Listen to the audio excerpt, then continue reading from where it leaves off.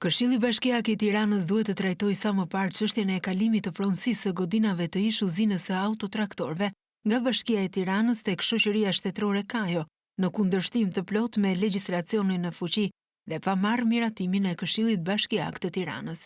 Kjo është kërkesa që drejtuesi i këshilltarëve të djathtë në Këshillin Bashkiak Ilir Ali Mehmeti i ka dërguar Këshillit, ku propozon që çështja e revokimit të së drejtës së pronësisë së bashkisë të futet në rendite në mbledhjen e parë të Këshillit.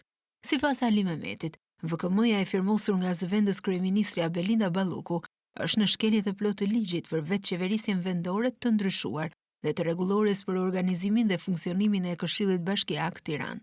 Sipas ligjit, Këshilli Bashkiak miraton tjetërsimin ose dhënien në përdorim të pronave të tretëve. Vendimet merren me jo më pak se 3/5 e numrit të përgjithshëm të anëtarëve të Këshillit. Pronat e ndodhura në njësinë administrative numër 1 Tiranë janë kaluar në pronësi që 8 vite më parë përmes VKM-s numër 219 për të përdorur për realizimin e veprimtarive social-kulturore e sportive dhe për realizimin e programeve arsimore. Kërkojmë informacion pse në këtë zonë nuk janë realizuar programet arsimore, social-kulturore e sportive të përcaktuara më lart. Thuhet në shkresën e kryetarit të grupit të këshilltarëve të Partisë Demokratike, Ilir Ali Mehmeti. Më 12 mars 2025, në një akt të dyshimt me firmë të zëvendës kryeministres Belinda Balluku, qeveria ka miratuar një vendim që i kalon Shoqërisë Shtetërore Kajo pronësinë e godinave të ish uzinës së autotraktorëve, të cilat ndodhen në zonën e Shkozës. Qeveria ka revokuar të drejtën e pronësisë që po vetëm me një vendim të mëparshëm ja kishte dhënë Bashkisë së Tiranës.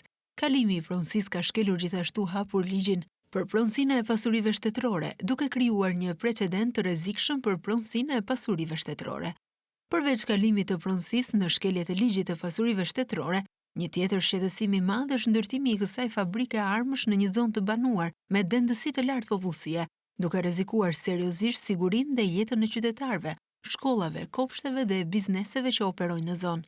Nëse ky vendim zbatohet pa u ndaluar, do të kemi një tjetër provë të dhunimit të ligjit dhe të interesave të qytetarëve, që injorohen nga ata që duhet të mbrojnë ligjin dhe sigurinë e publikut.